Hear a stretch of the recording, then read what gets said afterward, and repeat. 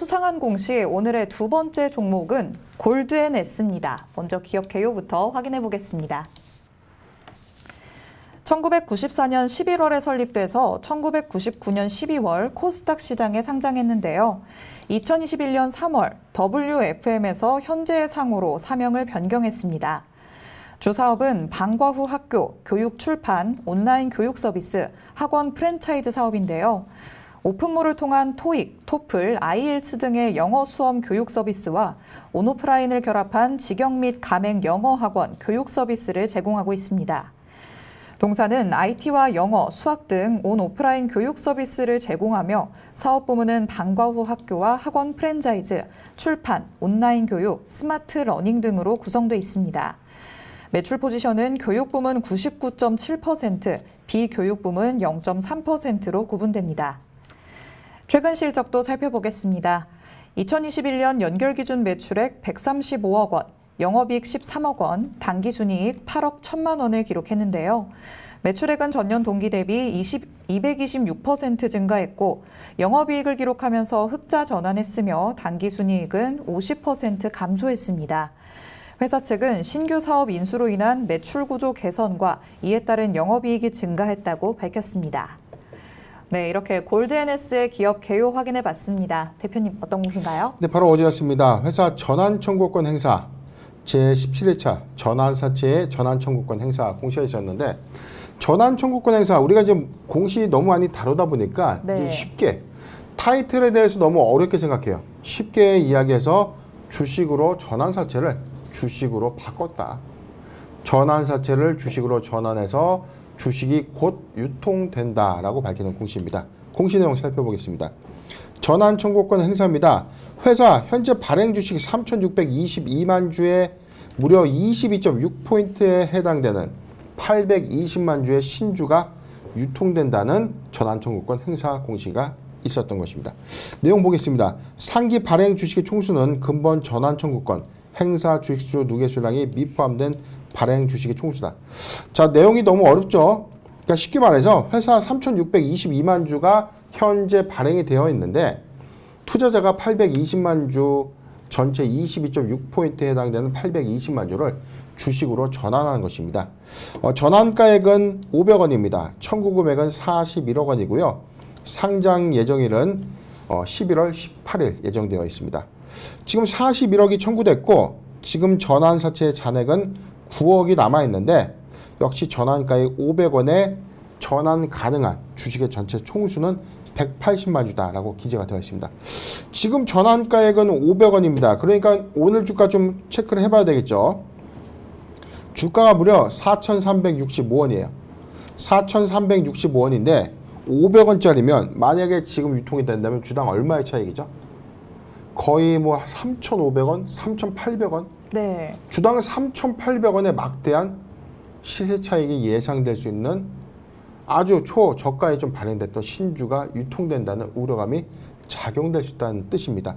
물론 아직 상장일은 11월 18일인데 여기서 한 가지 팁이 더 있습니다. 11월 18일 날 주식이 들어오는 것이 아니라 11월 18일에 이 영업일 전에 권리 공매도를 통해서 신주 유통을 할 수 있다. 이 점도 참고하셨으면 좋겠습니다.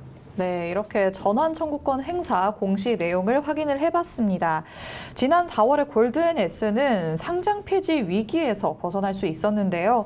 이후로 대주주들이 주식과 또 전환 사채를 잇따라 매각하고 있다고 합니다. 이 부분은 어떤 내용인가요? 네, 지금 이 회사 과거 상호가 WFM 지금 전 이 법무부 장관 조국 법무부 장관의 뭐 조카 조범동 씨가 좀 연루되면서 입방아에 좀 올랐던 종목이었어요. 당시 이 종목이 2차 전지 소재 사업을 좀 영위하고 있다가 주권 거래 정지 이후에 다시 상장 유지 결정이 되면서 현재는 영어 교육 사업을 좀 영위하는 회사로 좀 변모되는 이 과정에서 이 경영 개선 그리고 회생 절차 이후에 사실상 이 회생 인가 직전에 이 자금 유치들이 좀 있었거든요. 네. 그래서 상당히 이 저가인, 액면가인 500원대 발행됐던 유상증자나 전환사채 물량들이 좀 상당히 좀 있었다. 이 부분이 최근에 좀 엑시트가 되면서 다시금 경영권이 좀 공고히 좀 변모되는 이 과정 중에 하나다라고 좀 이해를 하시면 되는데, 언론의 내용들을 좀 보면 다소 좀 복잡해요. 현재 대표이사와 대표이사가 보유하고 있는 이 투자 조합들로 하여금 막대한 시세 차익을 좀 보는 것처럼 언론을 통해서는 그렇게 밝혀지고 있지만, 네. 당시 어려운 여건들을 좀 감안했을 때, 상장 폐지가 될 수도 있는 어떤 위험한 여건들을 좀 감안했을 때, 회생 직전에 좀 이 납입된 회사의 운영 자금들이 좀 조달돼서 지금 현재 주권 거래 이후에 지금 엑시트 보유 지분들이 차익 실현되는 관점에서 지금 진행되고 있는 이런 상황 중에 하나다라고 좀 이해를 하시면 되겠습니다. 지금 정확한 어떤 경영권의 어떤 매각 부분이다라고 좀 보여지는 것보다, 원래의 어떤 주체들이 지금 잠재적 투자자죠. 재무적 투자자들이 소위 말하는 차익 실현 과정에서의 지분을 인수하는 과정이다라고 이해를 하시면 되겠습니다. 네, 이따른 매각과 관련해서는 경영권 매각이라기보다는 단순히 그냥 차익 실현을 통한 과정이다라고 말씀을 해주고 계십니다. 그리고 말씀을 하셨다시피 골드NS의 원래 사명은 WFM인데요.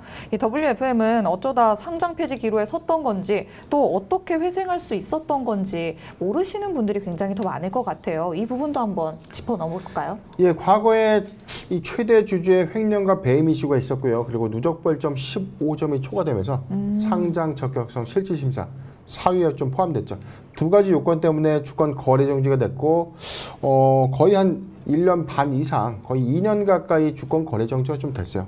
이후에 최근 올해 4월이었어요. 올해 4월에 상장 유지 결정이 좀 떨어지면서 사명이 그 과정에서 골드 NS로 좀 변경이 됐는데, 과거에 이 2019년도 8월에는 코링크 P가 이 상상인 저축은행을 통해서 담보로 제공한 주식이 전량포 반대 매매이 되면서 기존 이전 최대 주주의 지배권도 모두 상실되면서 회사가 사실상 이 경영 리스크도 좀 부각이 됐었고요. 횡령 배임 리스크, 그다음에 누적 벌점 초과에 따른 회사 내부의 어떤 내부 통제 리스크까지 좀 부각된 사례가 좀 있었지만, 이 기간 하에서 지금 이런 어떤 우려감들은 해소가 된 것이다라고 좀 판단해 봅니다.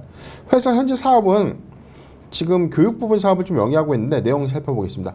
과거 2차 전지 양극재 사업을 좀 추진하겠다라고 좀 밝혔는데, 현재는 관련 사업들이 모두 분할 이후에 사업 중단이 좀 된 상태고요. 현재 사업은 교육 부분 그리고 비교육 부분으로 구분이 됩니다. 우리가 흔히 알고 있는 토킹 클럽, 시온스쿨 그리고 아라 어학원 등이 관련 상표인데, 전체 매출 포지션 99.9%의 포지션을 좀 기록하고 있는 만큼 교육 사업을 좀 영위하고 있다. 특히 영어 교육 사업을 영위하고 있는 회사다라고 좀 이해를 하시면 되겠습니다.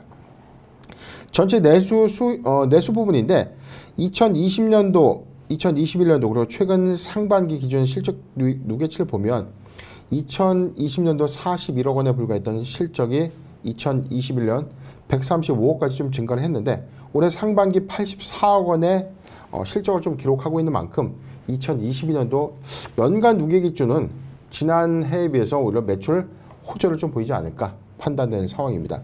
아직 3분기 실적 발표는 좀 이루어지지 않았어요. 그런데 반기 실적 누계치를 보면 지난 상반기에 비해서 그래도 비교적 견고한 매출 흐름을 보이고 있다라고 판단되는 상황입니다.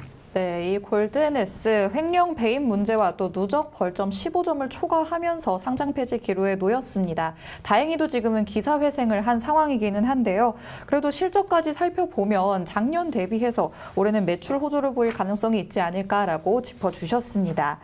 그리고 2차 전지 사업을 영위했었다라고 말씀을 드렸습니다. 하지만 이 2차 전지 관련 사업 횡령 사건 이후로 철수를 했고요.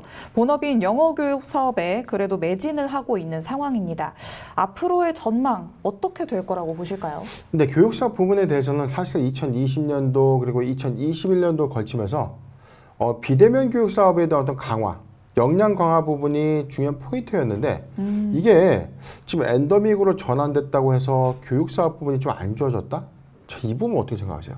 그렇지 온라인 않을 것 사업, 같은데요. 우리가 비대면 교육이라고 해서 오히려 수강 인원이 늘고, 오프라인이라고 해서 지금 수강 인원이 감소되고, 자, 이 부분보다는 저는 수요라고 봅니다. 점진적인 학생 인구의 감소. 우리가 어린 자녀분들의 학생의 수가 점진적으로 좀 감소가 되고 있죠. 네. 교육 사업의 어떤 질은 계속 상승할 수는 있겠으나 이 수요가 점진적으로 좀 줄고 있다는 관점에서 교육 사업의 어떤 장래를 우리가 좀 고려해 봤을 때는 점진적인 시장 파이가 좀 축소될 수 있는 어떤 우려감들이 좀 반영되고 있는 상황이죠. 회사 최근 매출액을 보면 지난 2분기 49억 원의 매출액을 기록했던 이 매출 대비에 비해서 금번 반기에는 84억 원을 기록했고요. 영업 손실은 3억 4천만 원을 좀 기록하면서 적자 전환을 좀 했는데 이게 우려할 만한 수치는 좀 아니라는 것이죠.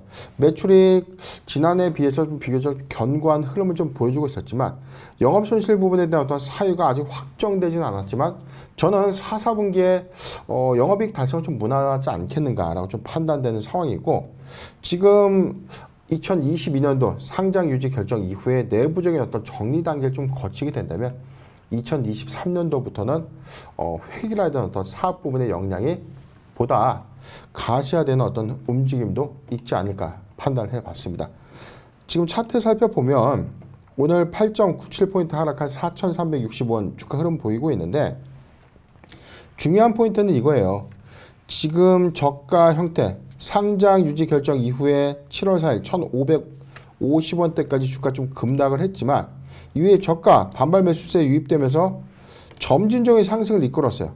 그런데 지금 또 하나의 악재가 있습니다. 주당 500원대에 있는 막대한 발행 주식 총수의 22%에 해당되는 전환사채 물량들이 차익 실현으로 좀 작용될 경우에 크게 조정받을 수 있는 가능성이 좀 있다. 신규종 매수 관점은 아니다. 보유자 관점에서는 저는 이렇게 봅니다.